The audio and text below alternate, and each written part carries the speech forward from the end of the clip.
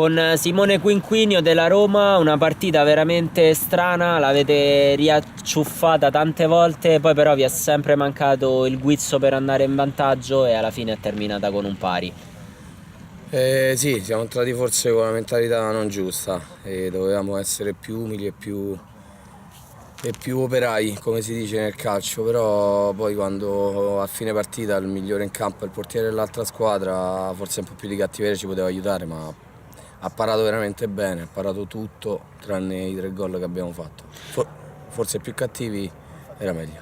Potrebbe essere questa cattiveria che manca, forse perché la Roma nel corso degli anni ci ha abituato a stare in posizioni più nobili e quindi invischiata nella lotta salvezza magari c'è qualche pressione in più a cui non siete abituati?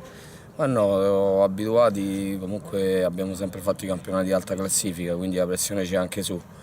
E c'è questa sensazione di sbagliare l'approccio all'inizio da parte di tutti, poi riprendiamo le partite e facciamo veri e propri assedi, ma la palla non entra, merito dei portieri, merito nostro, però è così. Ok Simone, questa era una partita in cui forse ci aspettavamo dalla Roma che imponesse il suo gioco. La prossima partita invece probabilmente andate comunque sia con nulla da perdere perché c'è il Checco dello Scapicolo che insomma lo conosciamo come squadra, è veramente una schiacciasassi. Potrebbe magari questa essere la chiave, quindi affrontare una partita magari in maniera più serena e per cui magari trovare un risultato importante che magari in pochi sperano in questo momento.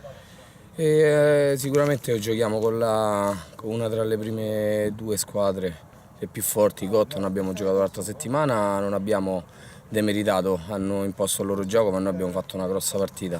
Abbiamo sbagliato rigore noi e loro hanno fatto un gol su rigore, quindi andiamo a giocare con Checco per giocarci la partita come abbiamo fatto sempre. Siamo comunque a Roma Carciotto, quindi ci giocheremo la partita.